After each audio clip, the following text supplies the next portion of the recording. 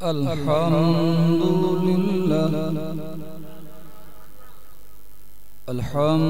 لله رب العالمين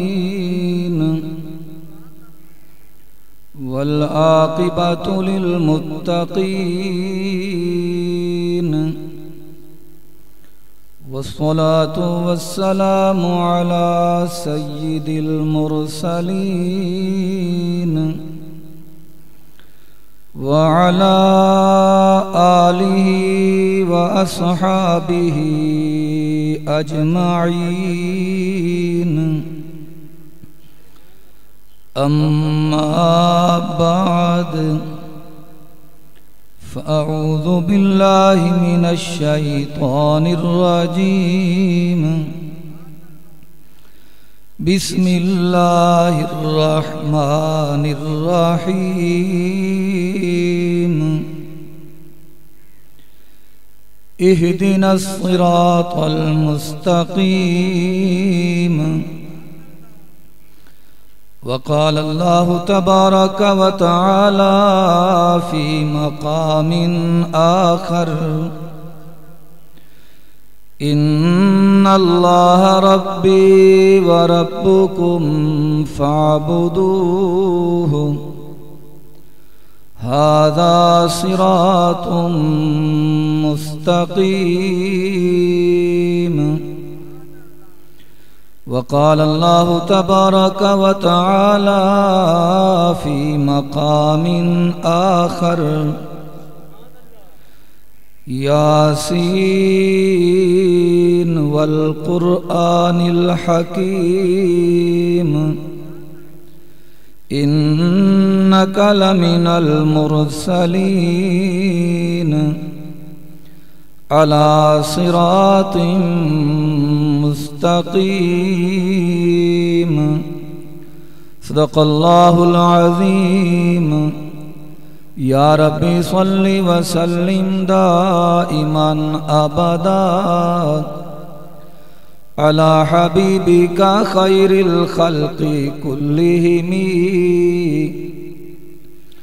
هو الحبیب الذی ترجى شفاعته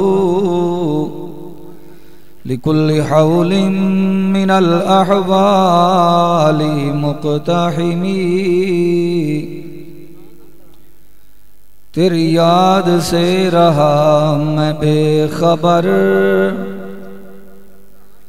تیری یاد سے رہا میں بے خبر یہ میری نظر کا قصور ہے تیری یاد سے رہا میں بے خبر یہ میری نظر کا قصور ہے تیرے راہ گزر میں قدم قدم کہیں عرش ہے کہیں طور ہے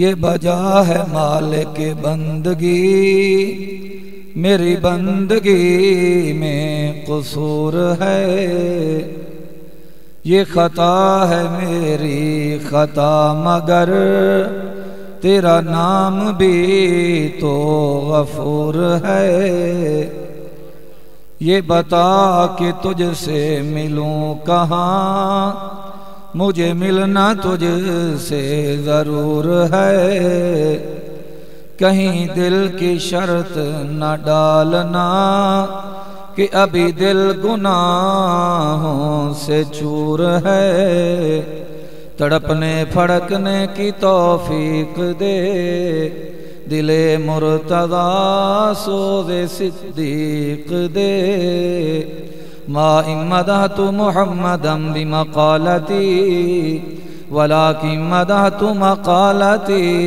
بمحمدی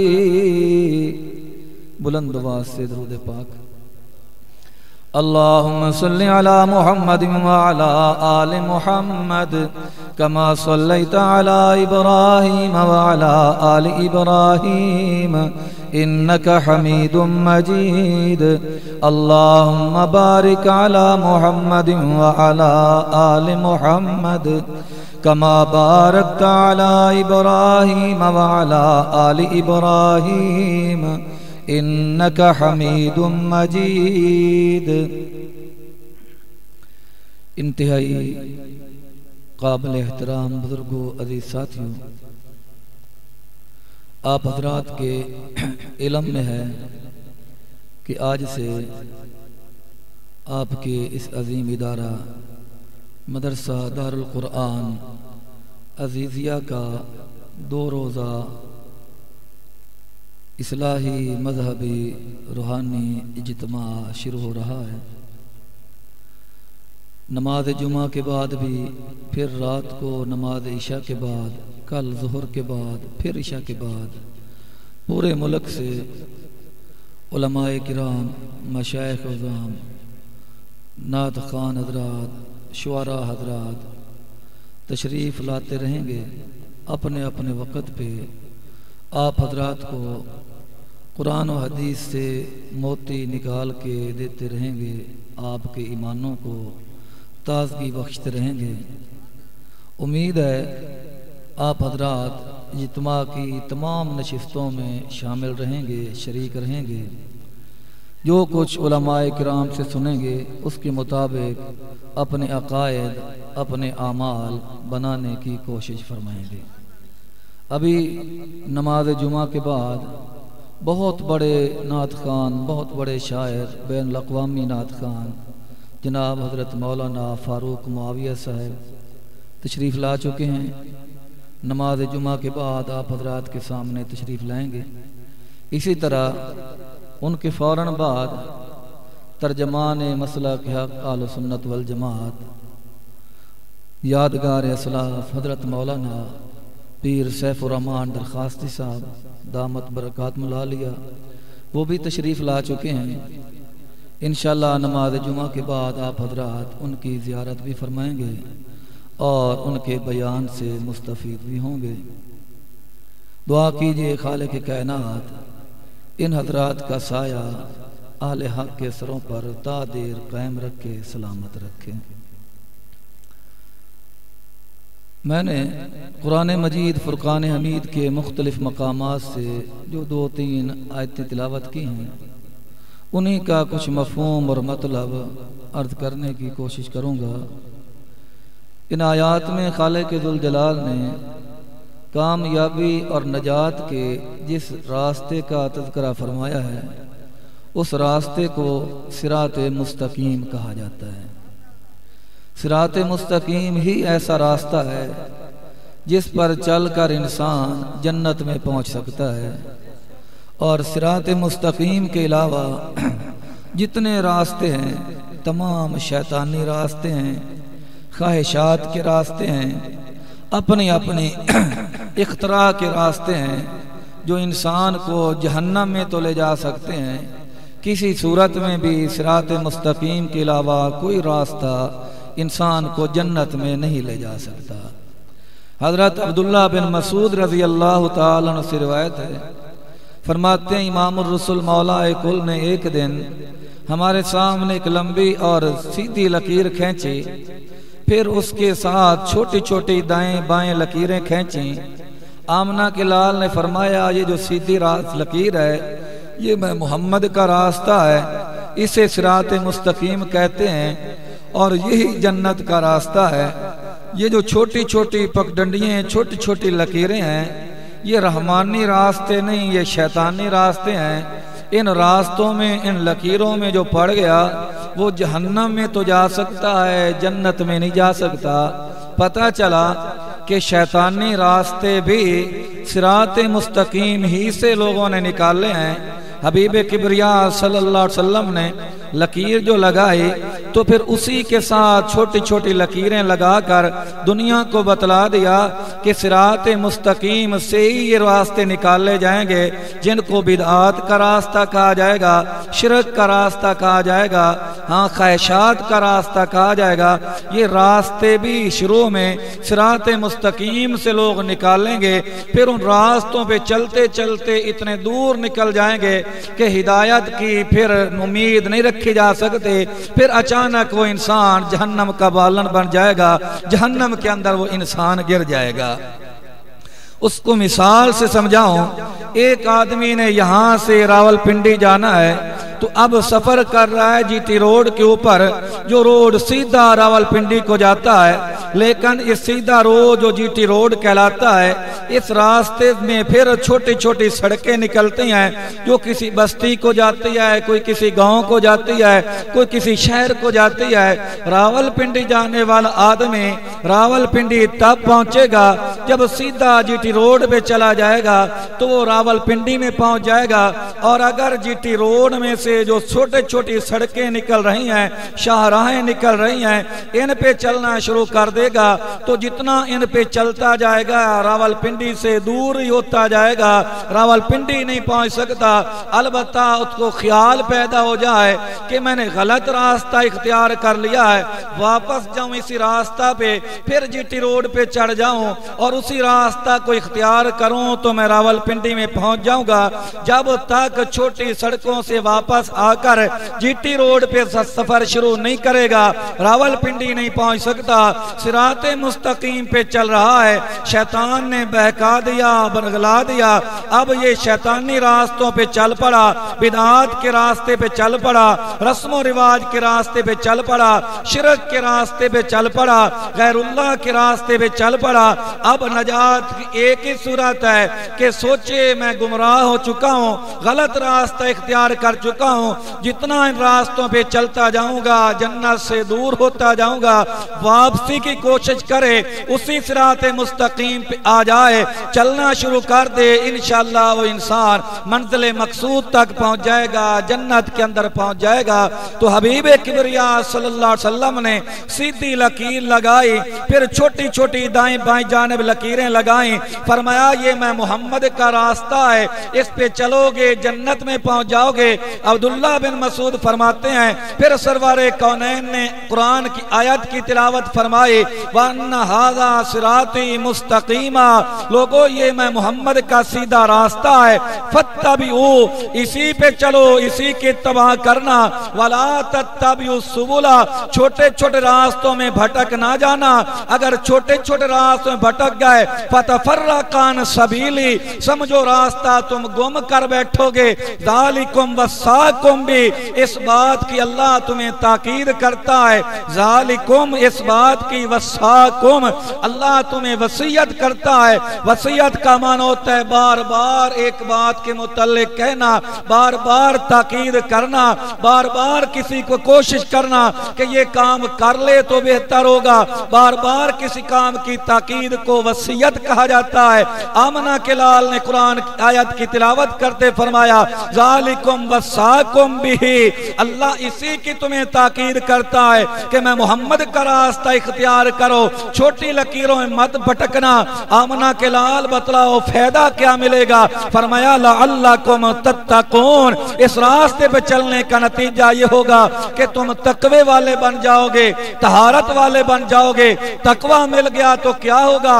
اللہ کا قرآن کہتا ہے ان اکرمکم عند اللہ اتقاکم، اللہ کے ہاں سب سے زیادہ پیارا وہ ہے جس کے اندر تقوی زیادہ، جس کے اندر طہارت زیادہ، جس کے اندر پاکیزگی زیادہ، جس کے اندر اللہ کا خوف اور ڈر زیادہ، جس کے اندر امام الرسل مولا کل کی اطاعت و فرما برداری زیادہ۔ صراط مستقیم اختیار کرو گے تقوی ملے گا، جب تقوی ملے گا فرش پہ مصطفیٰ تم سے پیار کرے گا، عرش پہ رب ذوالجلال تم سے پیار کرے گا۔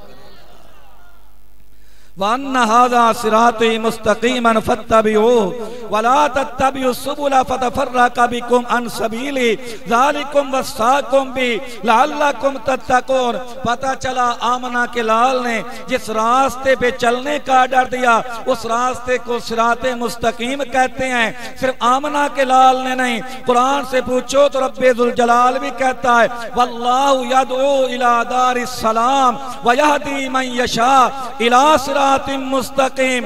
یاد رکھنا واللہ یدعو الی دار السلام، ایک طرف شیطان کی آواز ہے، ایک طرف رحمان کی آواز ہے۔ شیطان تمہیں جہنم کی طرف بلاتا ہے، رحمان تمہیں جنت کی طرف بلاتا ہے، لیکن ہر کسی کو اس راستے کے اپنانے کی توفیق نہیں ہوتی۔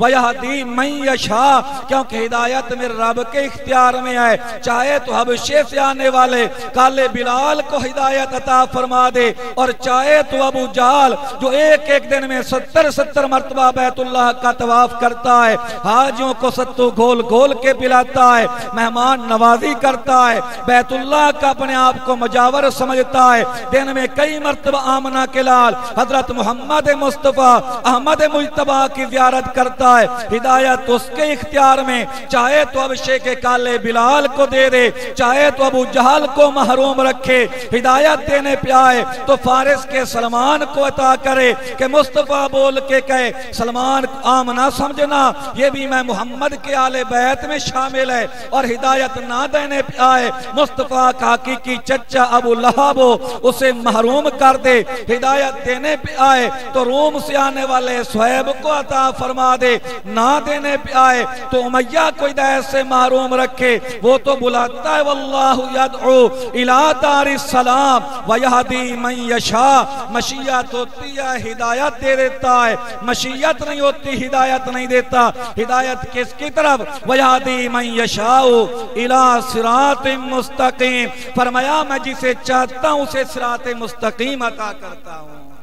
اگر اللہ کی مشیت نہ ہو پھر پڑھتا رب کا قرآن ہے لیکن گمراہ ہو جاتا ہے۔ میں نہیں کہتا، اللہ کا قرآن کہتا ہے یضل بھی کثیرا ویہدی بھی کثیرا، بہت سے لوگ اسی قرآن کو پڑھ کر ہدایت پا جائیں گے، بہت سے لوگ گمراہ ہو جائیں گے۔ جب اللہ کی مشیت شامل ہوگی تو قرآن پڑھ کر ہدایت پا جائیں گے، اور جب اللہ کی مشیت شامل نہیں ہوگی پڑھیں گے قرآن، جتنا قرآن پڑھتے جائیں گے جنت سے دور ہوتے جائیں گے، اللہ سے دور ہوتے جائیں گے، کیونکہ قرآن کو پڑھا، قرآن کے سمجھانے والے کو نہ دیکھا، قرآن کو پڑھا، قرآن پڑھانے والے صحابہ اکرام کو نہ دیکھا، آل بیت کو نہ دیکھا کہ قرآن کیا ہے، اس کا مطلب آمنہ کے لال نے کیا بیان کیا، صحابہ اکرام نے کیا بیان کیا، آل بیت نے کیا بیان کیا، تابعین تبع تابعین نے کیا بیان کیا۔ جو آدمی ان حضرات سے بے نیاز و لاپرواہ ہو جائے گا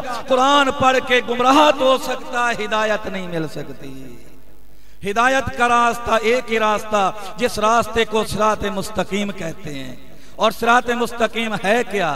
قرآن پاک میں اللہ کہتا ہے ان اللہ ربی و ربکم فاعبدوا، ان اللہ ربی و ربکم فاعبدوا، فرمایا پکی بات ہے میرا رب اور تمہارا رب، میرا پالنہار تمہارا پالنہار ایک اللہ ہے، اللہ کے سوا اور کوئی نہیں۔ فاعبدوا، جب ایک اللہ ہے نا تو پھر جبین نیاز بھی اسی کے سامنے جھکاؤ۔ ھذا صراط مستقیم، فرمایا یہی صراط مستقیم ہے، یہی سیدھا راستہ ہے۔ پتہ چلا صراط مستقیم کس چیز کا نام ہے؟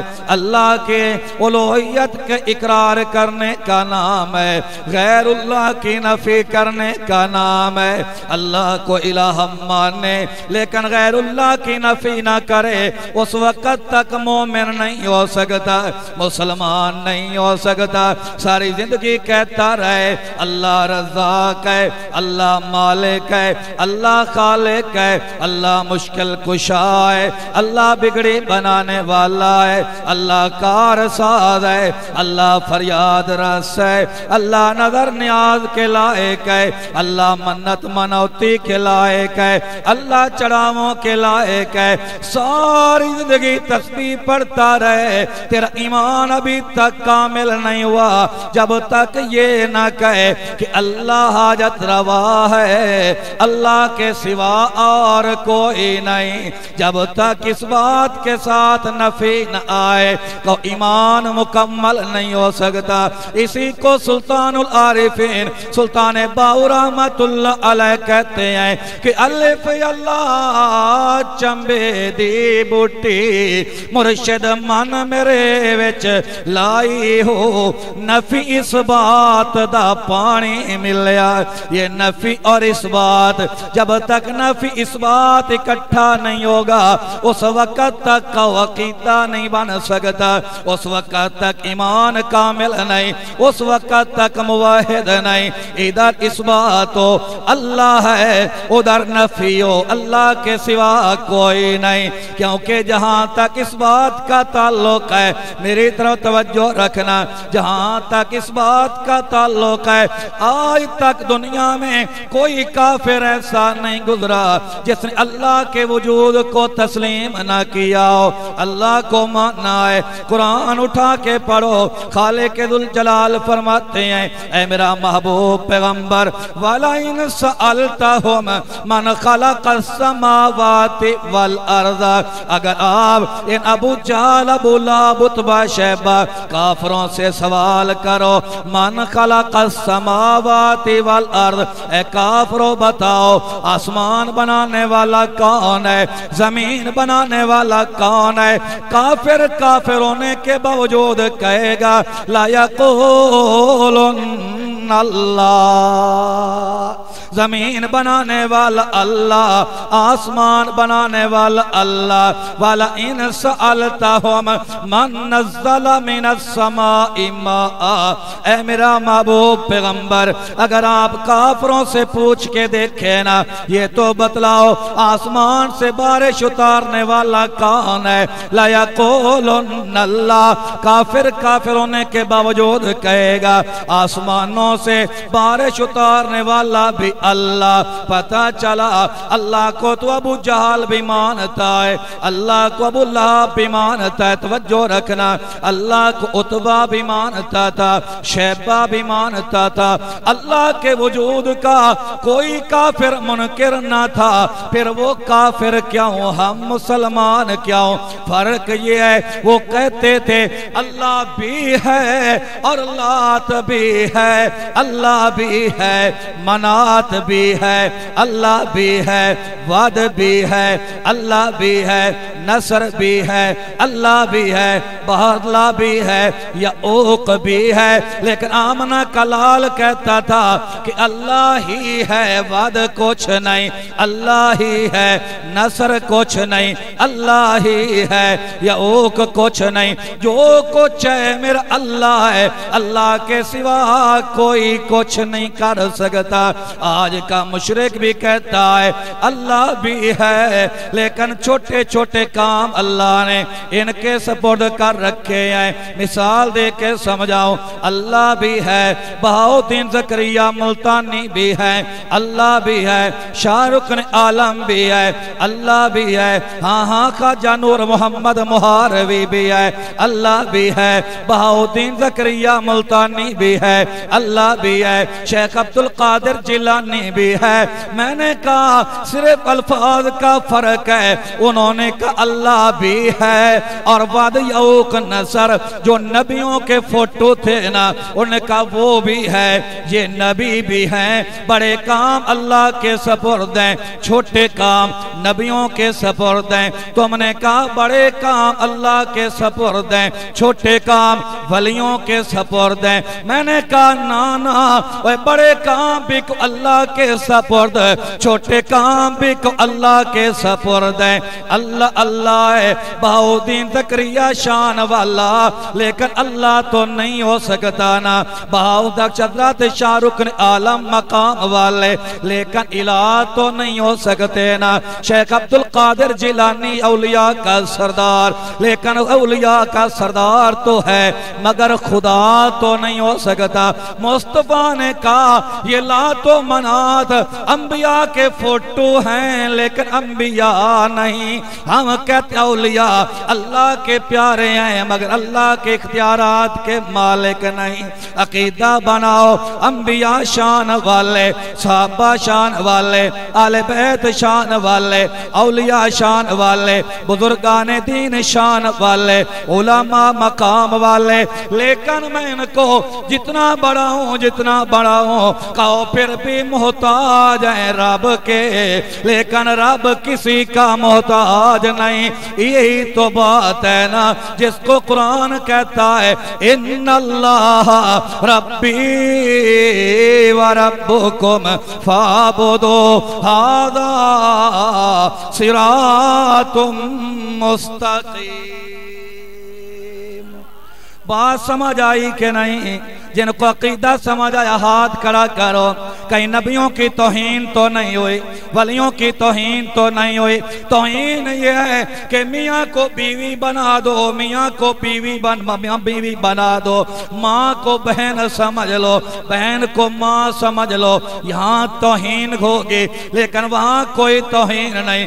میں ماں کو ماں سمجھو، بیوی کو بیوی سمجھو، بہن کو بہن سمجھو، بیٹی کو بیٹی سمجھو، کوئی توہین نہیں۔ توہین اس وقت ہوگی جب نبی کو خدا سمجھوں گا، ولی کو خدا اختیارات کا مالک سمجھوں گا، جب خدا کو خدا سمجھو، مصطفیٰ کو مصطفیٰ سمجھو، صحابہ کو صحابہ سمجھو، آل بیت کو آل بیت سمجھو، اولیاء کو اولیاء سمجھو، کہو یہ توہین نہیں، یہی تو ھذا صراط مستقیم، یہی سیدھا راستہ صراط مستقیم۔ توجہ کرو ذرا میری طرف، کیسے پتہ چلے گا صراط مستقیم کون سا؟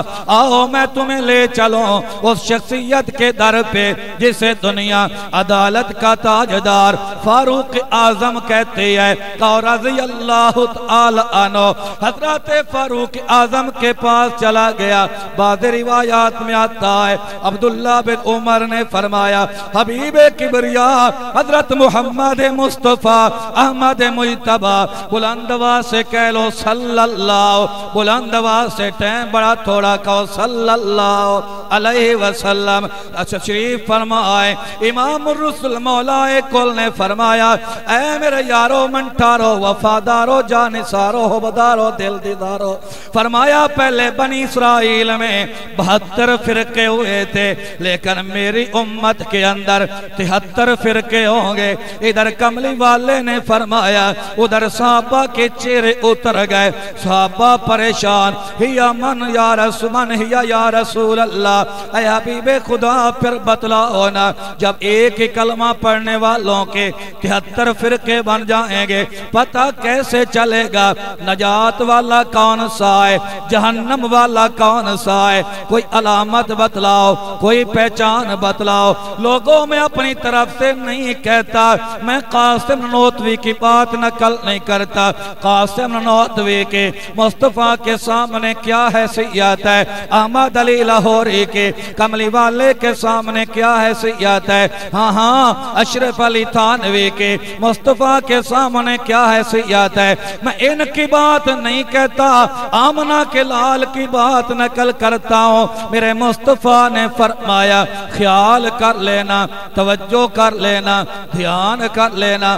73 فرقے جو ہوں گے نا ان میں سے کسی جماعت کو دیکھنا، ما انا علیہ و اصحابی، راستے چل رہے ہیں، ما انا علیہ و اصحابی، ما انا علیہ و اصحابی، جس جماعت کو دیکھو میرے راستے پہ چل رہی ہے، میرے صحابہ کے راستے پہ چل رہی ہے، سمجھ لینا یہ ہدایت یافتہ جماعت ہے، نجات والی جماعت ہے۔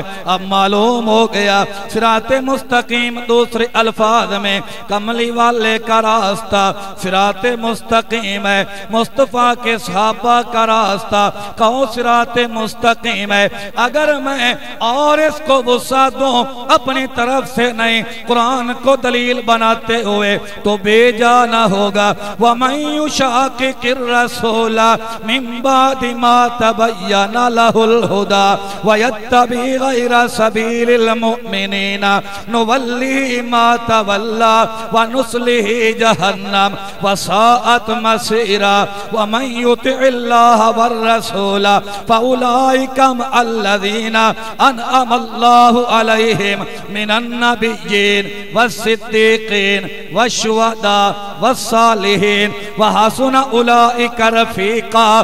لوگوں اگر میں صراط مستقیم کے عنوان آگے پھیلاؤں، انبیاء کا راستہ صراط مستقیم ہے، صدیقین کا راستہ صراط مستقیم ہے، ہاں صالحین کا راستہ صراط مستقیم ہے، شہداء کا راستہ صراط مستقیم ہے۔ پتہ چلا کامیاب کون ہوگا؟ جو ان کے راستے پہ چلے گا۔ کن کے راستے پہ؟ من النبیین، نبیوں کے راستے پہ چلے گا، والصدیقین، صدیقین کے راستے پہ چلے گا، والشہداء، شہداء کے راستے پہ چلے گا، والصالحین، نیک لوگوں کے راستے پہ چلے گا۔ میرا دماغ تو خراب نہیں جو میں امام ابو حنیفہ پہ تبرہ کروں، امام مالک پہ تبرہ کروں، امام شافعی پہ تبرہ کروں، احمد بن حنبل پہ تبرہ کروں۔ کہاں میں، کہاں امام اعظم ابو حنیفہ، کہو نا رحمت اللہ علیہ۔ یہ راستہ تو صراط مستقیم ہے، نبیوں کے راستے پہ چل پڑا، صراط مستقیم مل گیا۔ صدیقین کے راستے پہ، صدیقین، توجہ کرنا، صدیقین، صدیق کی جمع ہے، ایک صادق ہوتا ہے، ایک صدیق ہوتا ہے۔ صادق بھی سچا ہوتا ہے، صدیق بھی سچا ہوتا ہے۔ پھر صادق و صدیق میں فرق کیا ہے؟ جو صرف سچا ہو اسے صادق کہتے ہیں، جو سچائی کے انتہائی مقام پہ پہنچ گیا ہو کہ اسے صدیق کہتے ہیں، اسے صدیق کہتے ہیں۔ صداقت ایسا وصف ہے، توجہ کرو، وَمَنْ أَصْدَقُ مِنَ اللَّهِ حَدِيثًا، صداقت میرے اللہ کا بھی وصف ہے، صداقت امام الرسل کی صفت ہے، اللہ کا وصف ہے، مصطفیٰ کی صفت ہے۔ جو اللہ کا وصف تھا پھر مصطفیٰ کی صفت تھا، اس لئے میرے مالک نے نبوت کے بعد اگر سب سے اعلیٰ مقام رکھا کہ اس کو صداقت کا مقام کہتے ہیں۔ اگر میں اپنے الفاظ میں نہ کہوں، شاہ ولی اللہ محدث دہلوی رحمت اللہ علیہ کے الفاظ میں کہوں، ایک ہے ربوبیت، ایک ہے نبوت، ایک ہے صدیقیت۔ ربوبیت کے بعد جہاں ربوبیت کی حد ختم ہوتی ہے نا، اس سے جو نچلا درجہ ہے اسے نبوت کا مقام کہتے ہیں، اور نبوت کی جہاں حد ہو جائے، جو نبوت کا نچلا درجہ ہے اسے صدیقیت کہتے ہیں۔ یعنی ربوبیت و نبوت میں جتنا فرق ہے، صدیقیت و نبوت کے اندر بھی اتنا فرق ہے۔ ایک صادق سچا ہوتا ہے، ایک صدیق ہے جہاں قدم رکھ دے صداقت کے چشمے پھوڑتے نظر آتے ہیں۔ انعم اللہ علیہم من النبیین والصدیقین والشہداء۔ توجہ کرو، شہداء شہید کی جمع ہے، شہید کا معنی گواہ ہوتا ہے۔ اب توجہ کرنا، شہداء کے دو مفہوم عرض کروں گا۔ والشہداء، شہداء شہید کی جمع، شہید کا معنی گواہ ہوتا ہے۔ اب اس سے مراد وہ آدمی ہے جس نے کلاشن سے سینہ چھلنی کرا دیا، جو تختہ دار پہ حق کے لٹک گیا۔ اس معنی کے لحاظ سے مراد نہیں، اس معنی کے لحاظ سے وہ آدمی مراد ہے جس نے اپنے اعمال کے ذریعے اللہ کی توحید کی گواہی دے، اعضاء کے ذریعے، یعنی اپنا بیٹھنا اٹھنا، چلنا پھرنا، کھانا پینا، سونا جاگنا، خوشی غمی، حرکات سکنات، خلوت جلوت، سفر ادر، معیشت معاشرت، اس طرح کر لی جس طرح حکم اللہ کا، طریقہ محمد الرسول اللہ کا. اس نے اپنے عقید اپنے عمل سے گویا گواہی دے دی کہ لوگوں میں ایمان والا ہو، لوگوں میں اللہ کو ماننے والا ہو، اللہ کے رسول کو ماننے والا ہو. فرم ایسے آدمی کا راستہ بھی صراط مستقیم ہے. آگے دوسرا مفہوم عرف عام کے اندر شہید اس کو کہتے ہیں جو جان اللہ کے راستے میں نثار کر دے، قربان کر دے. اب گویا شہادت اور قربانی آخری درجہ تھا اللہ کی رضا کا. اس نے گولیوں سے سینہ چھلنی کرا کے گواہی دے دی، نماز اچھی، روزہ اچھا، حج اچھا، زکوٰۃ اچھی، مگر میں باوجود اس کے مسلمان ہو نہیں سکتا. نہ جب تک کٹ مروں میں خواجہ مدنی کی عزت پر خدا شاہد ہے میرا ایمان کامل ہو نہیں سکتا. اس نے جان کا نذرانہ پیش کر کے گواہی دے کے ثابت کر دیا میں اللہ کے حکموں پہ مرنے والا، محمد مصطفیٰ احمد مجتبی کی اطاعت میں جان دینے والا. اب شہید مراد ہو جائے گا صالحین، اولیاء کرام، بزرگان دین. تو چار جماعتیں ایسی ہیں جن کے راستے پہ چلنے والا صراط مستقیم پہ چلتا ہے. پہلی جماعت انبیاء کی جماعت، پھر نبیوں کی جماعت، پھر صدیقین کی جماعت، پھر شہیدوں کی جماعت، پھر صالحین بزرگان دین کی جماعت. علماء نے لکھا ہے جو ترتیب اللہ نے یہاں بیان کی ہے نا، مقام کے اندر بھی وہی ترتیب ہے. پہلے نبیوں کا نام آیا، اللہ مقام انبیاء کا، پھر صدیق کا نام آیا، نبیوں کے بعد درجہ صدیقین کا، پھر شہداء کی بات آئی. معلوم ہوا صدیقین کے بعد درجہ اور مقام شہداء کا، شہداء کے بعد اب اولیاء بزرگان دین کی بات آئی. تو پتہ چلا کہ شہداء کے بعد درجہ اور مقام اولیاء بزرگان دین کا. ان کا راستہ ہدایت کا راستہ، ان کا راستہ صراط مستقیم، ان کا راستہ ایمان کا راستہ، اسلام کا راستہ، قرآن کا راستہ، فرقان کا راستہ، مستند راستہ، اعلیٰ راستہ، افضل راستہ. ان کا راستہ رحمانی راستہ. اس کے علاوہ تمام شیطانی راستے. میں نہیں کہتا، قرآن کہتا ہے وَمَن يُطِعِ اللَّهَ وَمَن يُشَاقِقِ الرَّسُولَ مِن بَعْدِ مَا تَبَيَّنَ لَهُ الْهُدَىٰ.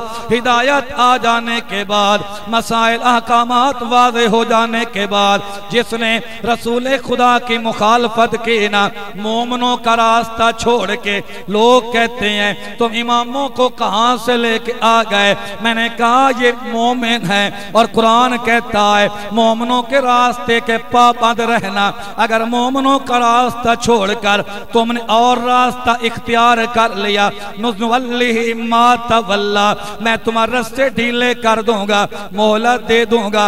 وَنُصْلِهِ جَهَنَّمَ، جب رستہ کھینچوں گا تم جہنم کا بالن بن جاؤ گے. اب آدمی کہتا ہے توجہ میری طرف رکھنا، مسئلہ سمجھانے کی کوشش کر رہا ہوں. کہتا ہے پھر بتلاؤ تمہارے چار امام ہیں، امام ابو حنیفہ، امام مالک، امام شافعی، امام احمد بن حنبل، چاروں حق پہ. میں نے کہا چاروں حق پہ. کہتا ہے چاروں اہل سنت کے امام ہیں. میں نے کہا چاروں اہل سنت کے امام ہیں. کہتا ہے پھر اختلاف کیوں رکھتے ہیں، آپس میں اختلاف کیوں ہے؟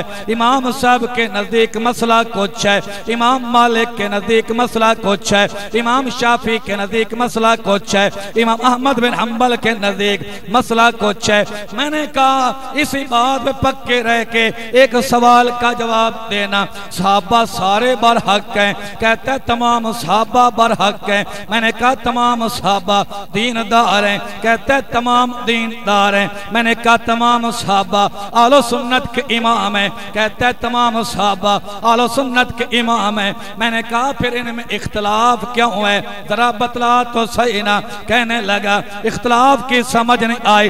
آؤ میں سمجھاؤں. حبیب کبریا حضرت محمد مصطفیٰ احمد مجتبی، بلند آواز سے کہہ لو صلی اللہ علیہ وسلم نے صحابہ سے فرمایا اے میرے یارو منٹھارو جلدی کرو، بنو قریظہ کی بستی کے اندر پہنچنے کی کوشش کرو، جلدی چلو، بنو قریظہ میں جاؤ۔ آمنہ کے لال نے تاکید کرنے کے لیے فرمایا لا یصلین احدکم العصر الا فی بنی قریظہ، خبردار تم نے عصر کی نماز بنو قریظہ میں جا کے پڑھنی ہے، جلدی چلو۔ اب صحابہ چل پڑے، لیکن عصر کی نماز کا وقت راستے میں ہو گیا، نماز قضا ہونے لگی، ابھی بنو قریظہ میں پہنچے نہیں ہے، بیٹھ گئے، آؤ مشورہ کریں، ان کا جنڈا کیا ہے؟ ایک نے کہا کملی والے نے فرمایا لا یصلین احدکم العصر الا بنو قریظہ، تم نے عصر کی نماز بنو قریظہ میں پڑھنی ہے، چلو بنو قریظہ میں پہنچو۔ اب مصطفیٰ نے یہ فرمایا ہم پہنچ نہیں سکے، وہاں پہنچنے کا انتظار کریں، نماز عصر کا وقت ختم ہو جائے گا، اب نماز پڑھیں یا سفر کریں۔ اختلاف پیدا ہو گیا، ایک گروہ کہنے لگا مصطفیٰ نے جو کہہ دیا تم نے بنو قریظہ میں پڑھنی ہے، قضا ہوتی ہے ہو جائے، نماز جاتی ہے چلی جائے، مصطفیٰ کے فرمان کے خلاف ورزی نہیں ہو سکتی، کیونکہ مصور کھینچ وہ نقشہ کہ جس میں یہ صفائی ہو، ادھر حکم محمد ہو ادھر گردن چکائی ہو، نماز جاتی ہے تو چلی جائے، لیکن مصطفیٰ کے حکم کے خلاف ورزی برداشت نہیں، ہم تو بنو قریظہ میں پڑھیں گے چاہے قضائی کیوں نہ ہو جائے۔ دوسرے گروہ نے کہا تم حدیث کو دیکھتے ہو، منشا نبوت کو کیوں نہیں دیکھتے؟ کملی والے کے فرمانے کے منشا یہ تھی کہ جلدی سفر کرو، راستے میں ٹھہرنا نہیں ہے، جلدی سفر کرو، اتنی جلدی چلو کہ بنو قریظہ میں عصر کی نماز جا پڑھنا، وہاں پہنچ جانا۔ کملی والے کا مقصد نماز کو قضا کرانا نہ تھا، جلدی بتلانا تھا کہ جلدی چلو۔ اب جنہوں نے کہا کہ مصطفیٰ کے حکم کی خلاف ورزی نہیں کرنی، نماز قضا ہو جائے، ان نماز نہیں پڑھی۔ جنہوں نے کہا کہ منشا نبوت کو دیکھو، ان راستے میں نماز پڑھ لے۔ اب چلے گئے بنو قریظہ میں، جب حبیب کبریا کے پاس آئے، سرور کونین کو آ کے بتلایا آقا یوں اختلاف ہو گیا تھا، اب کیوں کون حق پہ تھا کون باطل پہ تھا؟ آقا کس کا اجتہاد صحیح تھا کس کا اجتہاد غلط تھا، کس نے صحیح کیا کس نے غلط کیا؟ قربان جاؤں محمد مصطفیٰ نے مسکرا کے فرمایا اور تم نے بھی ٹھیک کیا تم نے بھی ٹھیک کیا۔ آؤ دیکھو اختلاف صحابہ کا ہے تو صحابہ کا اختلاف ہے، نماز نہ پڑھ کر انہوں نے ٹھیک کیا ہے، راستے میں نماز ادا کر کے انہوں نے ٹھیک کیا ہے۔ ایک مسئلے میں صحابہ کا اگر اختلاف ہو سکتا ہے، مصطفیٰ دونوں کو حق کی سند عطا کرتے ہیں، اماموں کا آپس میں کو اختلاف ہو کر بھی دونوں حق پہ قائم رہ سکتے ہیں۔ یہ تو دور نبوت سے سبق ملا ہے، تفصیل کا موقع نہیں ورنہ اور کھل کے بتاتا۔ احد کے مقام پہ 50 صحابہ اکرام کو مصطفیٰ نے درہ پہ معمور فرمایا، چاہے پرندے ہماری بوٹیاں اچک کے لے جائیں، تم نے مقام نہیں چھوڑنا، تم نے درہ نہیں چھوڑنا۔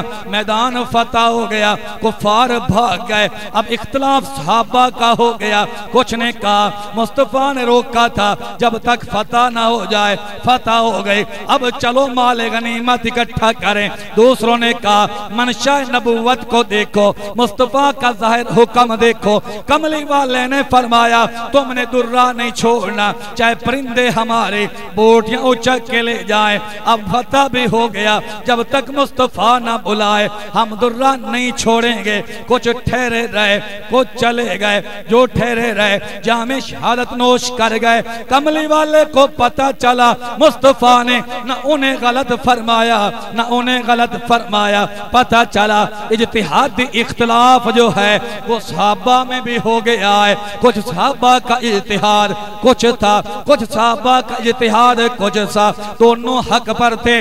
امام مالک کا اجتہاد بھی کو حق پر مبنی ہے، امام شافعی کا اجتہاد بھی حق پر مبنی ہے، امام احمد بن حنبل کا اجتہاد بھی حق پر مبنی ہے، امام اعظم ابو حنیفہ کا اجتہاد بھی حق پر مبنی ہے۔ پھر کہنے لگا جب چاروں حق پر پر رہنا، پھر 3 کو چھوڑ کر 1 کی تقلید کیوں کرتے ہو؟ میں نے کہا تمہارے شہر میں تمہارے مسلک کے 10-12 مولوی موجود ہیں، تمام کا مسلک ایک ہے نا؟ کہتا ایک ہے۔ میں نے کہا قرآن ایک ہے، ایک ہے فرمان مصطفیٰ، کہنے لگا ایک ہے۔ میں نے کہا تو کیوں کہتا ہے مولوی تو سارے ہیں لیکن مجھے فلاں پہ اعتماد ہے، میں جو مسئلہ پوچھوں گا فلاں سے پوچھوں گا۔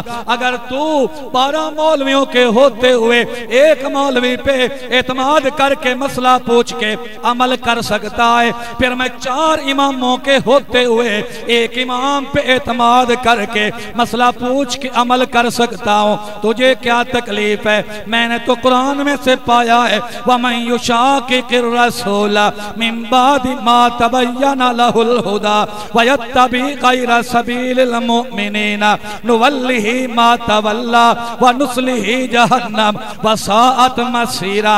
کہو اجتہادی اختلاف رحمت ہے۔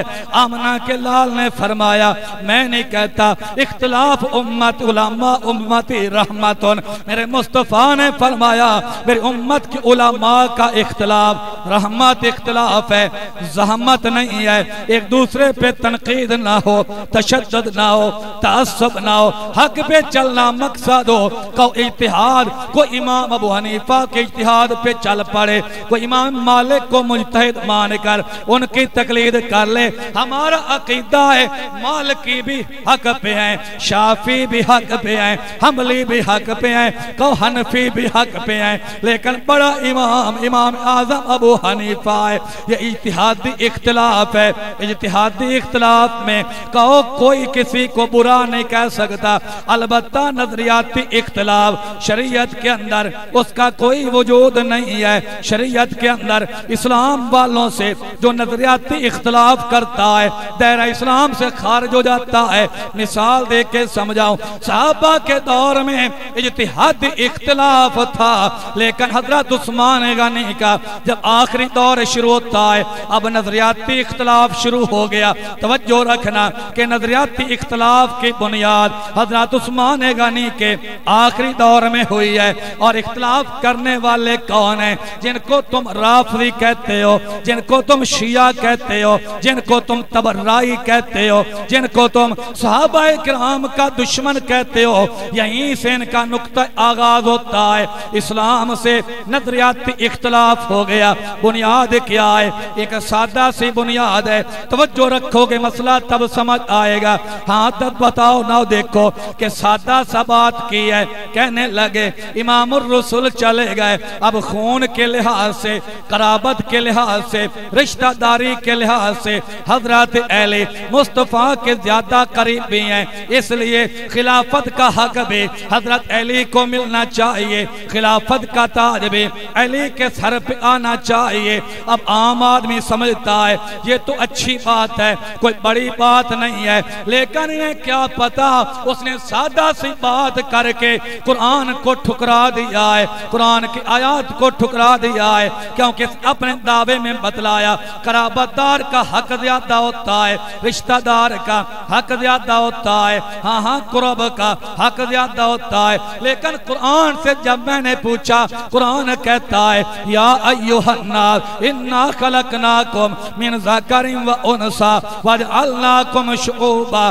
وقبائل لتعارفوا ان اکرمکم عند اللہ اتقاکم۔ آمنہ کے لال کے آنے کا مقصد یہ تھا تاکہ دنیا کو بتلایا جائے قرب کا کوئی لحاظ نہیں ہے، رشتہ داری کا کوئی لحاظ نہیں ہے، نسل کا کوئی لحاظ نہیں ہے، خون کا کوئی لحاظ نہیں ہے، قریشی کو غیر قریشی پہ کوئی فضیلت نہیں ہے، عربی کو اجمی پہ کوئی فضیلت نہیں ہے، قریبی کو بعیدی پہ کوئی فضیلت نہیں ہے۔ فضیلت اس کو جس میں تقوی زیادہ، اور ابوبکر پہلا خلیفہ بنا، قرآن کہتا ہے وَسَيُجَنَّبُ الْأَتْقَى، تقوی ابوبکر کے پاس زیادہ تھا۔ ایشیو تم خون دیکھتے ہو، تم رشتہ داری دیکھتے ہو، تم قرابت دیکھتے ہو، اللہ تقوی دیکھتا ہے، اللہ کا رسول تقوی دیکھتا ہے۔ یہی تو وجہ ہے نا حضرت علی المرتضی جامع مسجد کے اندر،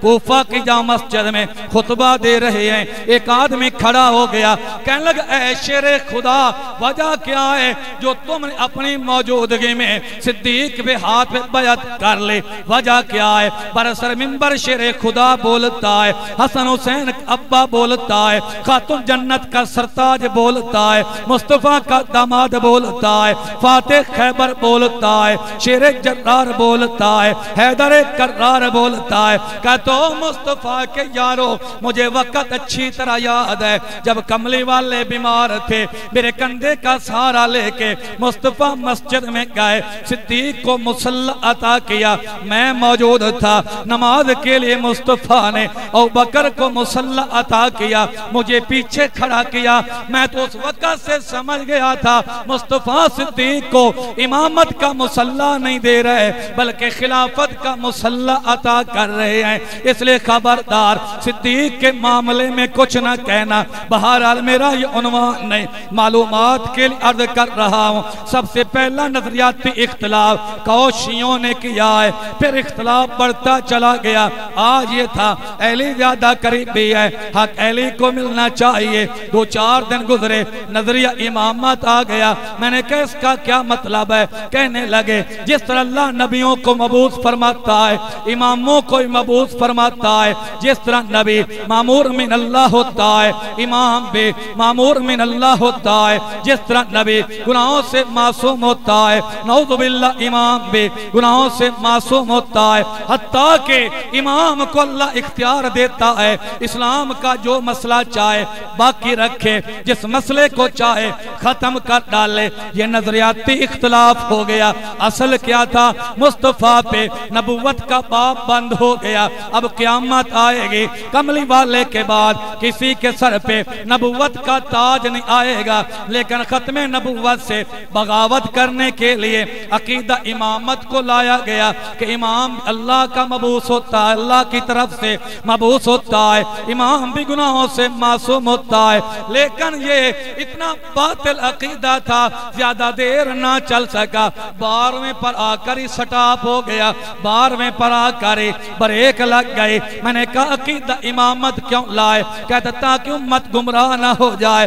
میں نے کہا پاگلو ادھر دیکھو، حضرت عیسیٰ علیہ السلام کے بعد مصطفیٰ تک کوئی نبی نہیں آیا، کوئی رسول نہیں آیا، 600 سال کا عرصہ گزر گیا، لوگ اپنے اپنے کام میں لگے ہوئے، نبی رسول نہ آیا۔ ادھر کیا بات ہے؟ 1 لاکھ قوم میں 24,000 انبیاء اکرام کا سردار آیا ہے، ابھی آنکھ بند کی ہے، تم اماموں کی ضرورت پڑ گئی ہے، ابھی آنکھ بند کی ہے، تم نے امام کھڑے کر دیے، کبھی حضرت علی کو امام، کبھی حضرت حسن کو امام، کبھی زین عابدین کو امام، علی تقی کو امام، علی نقی کو امام، موسیٰ کاظم کو امام، محمد باقر کو امام، جعفر صادق کو امام، مہدی کو امام۔ میں نے کہا چلو میں تمہارا عقیدہ امامت مان لوں گا، یہ جو تمہارے 12 امام ہیں ان میں سے ایک نے دعویٰ کیا مجھے اللہ نے مبعوث کیا ہے، حضرت علی نے کہا مجھے اللہ نے امام بنایا، زین العابدین نے کہا، علی تقی، علی نقی، موسیٰ کاظم، امام محمد باقر، جعفر صادق، کسی نے کہا ہم مامور من اللہ ہیں، ہمیں اختیار مل گیا، چاہیں جس طرح اسلام کا مسئلہ کوئی قائم رکھیں یا منسوخ کر دیں، تم سچے میں تمہاری بات مان لوں گا، لیکن نہ خنجر اٹھے گا نہ تلوار ان سے، یہ بازو میرے آزمائے ہوئے ہیں۔ دیکھو اتنی جلدی تھی، ابھی مصطفیٰ نے آنکھیں بند کی، یہ عقیدہ امامت لے کے آ گئے، پھر زیادہ